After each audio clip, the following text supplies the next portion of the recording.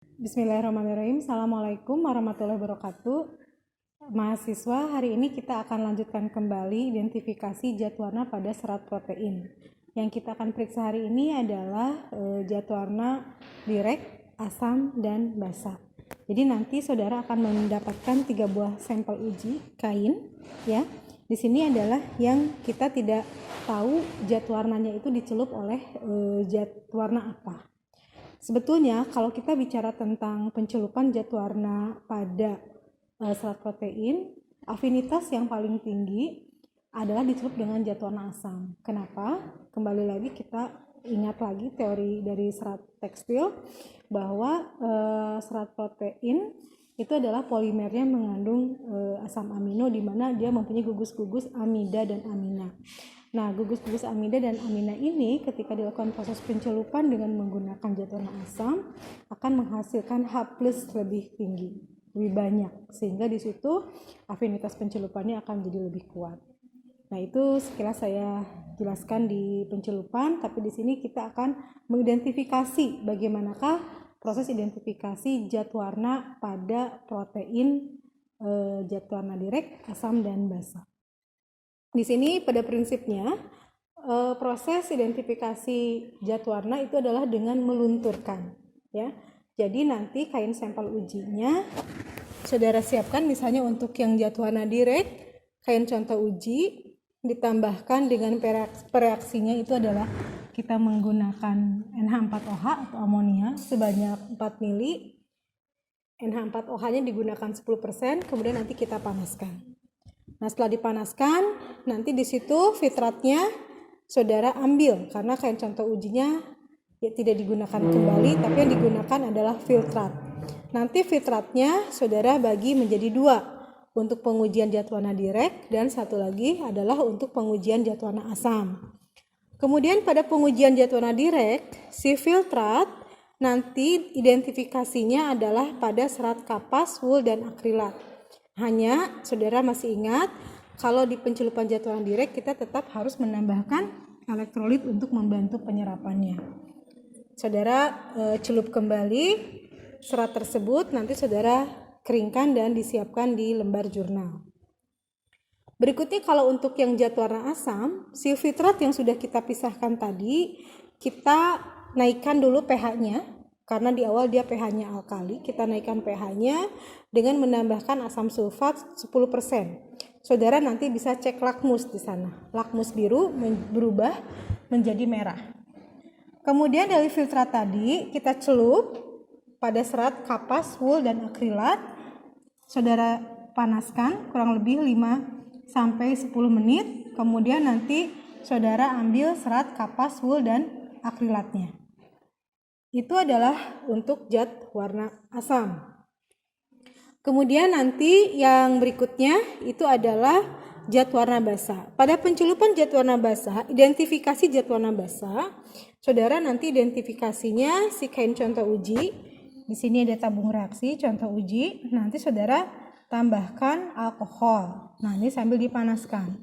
Hati-hati ketika saudara tambahkan alkohol, dia akan menghasilkan api. Nah, di situ kita tambahkan air, ditambahkan air, kemudian nanti saudara bagi 2, yang satu untuk uji pencelupan dan yang kedua adalah untuk uji penentuan.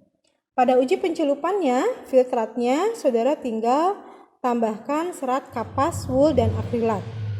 Nanti setelah selesai saudara keringkan.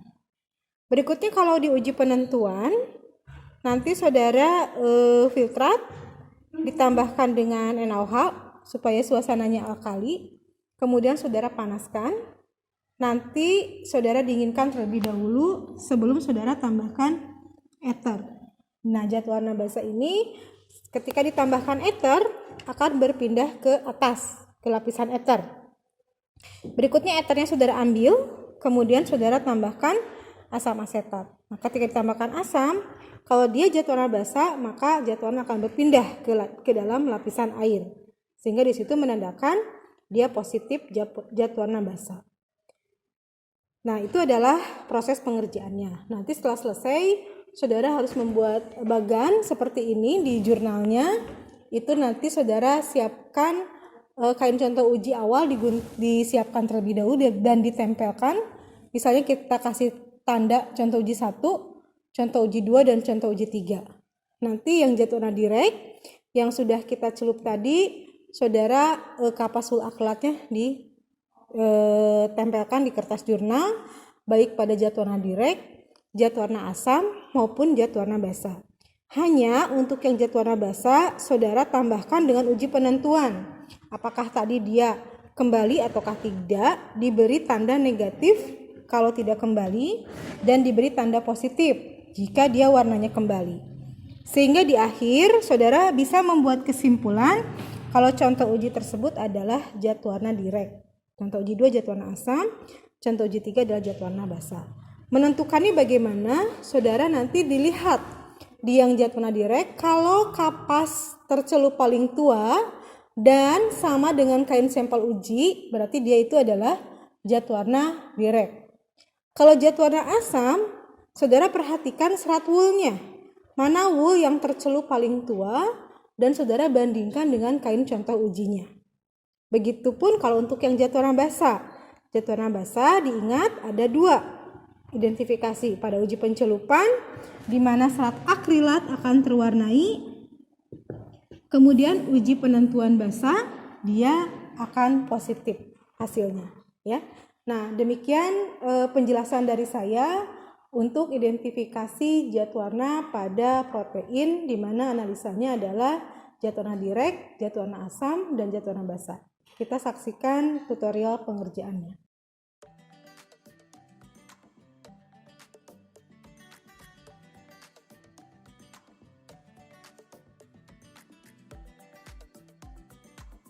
Sekarang kita akan melakukan pengujian serat protein yang diuji. Si zat warnanya tuh identifikasiin zat warna apa. Terus yang pertama tuh gunting si contoh uji biar bisa masuk ke dalam tabung reaksi. Masukin contoh uji ke dalam tabung reaksi. Lalu tambahkan 4 ml amonia 10%.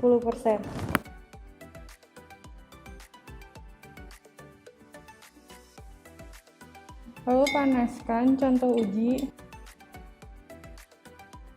Keluarkan contoh uji.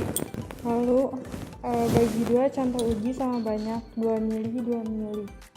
Tambahkan H2SO4 ke dalam larutan contoh uji. Lalu uji dengan kertas lakmus. Jika kertas lakmus mewarnai kertas lakmus yang biru menjadi merah. Masukkan serat ke dalam larutan filtrat. Itu serat akrilat, wool, dan kapas. Filtrat yang telah diberi serat-serat dipanaskan. Lakukan hal yang sama pada contoh uji yang kedua. Keluarkan serat yang telah dicelup di filtrat yang tadi reaksikan ke atas tas tarik untuk dikeringkan. Selanjutnya, masukkan contoh uji ke dalam tabung reaksi. Setelah itu ditambah alkohol kurang lebih 2 ml. Setelah itu ditambah 3 ml air, kemudian panaskan. Lakukan hal yang sama pada contoh uji yang lain. Kemudian contoh uji dikeluarkan, lalu filtrat dibagi ke 2 tabung reaksi. Setelah filtrat dibagi 2, kemudian untuk uji pencelupannya dimasukkan serat ke dalam tabung reaksi. Kemudian panaskan. Selanjutnya lakukan uji penentuan zat warna untuk zat warna basa.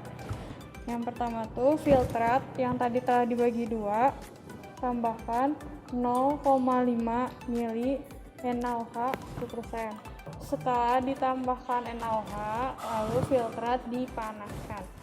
Tambahkan ether ke dalam uji penentuan.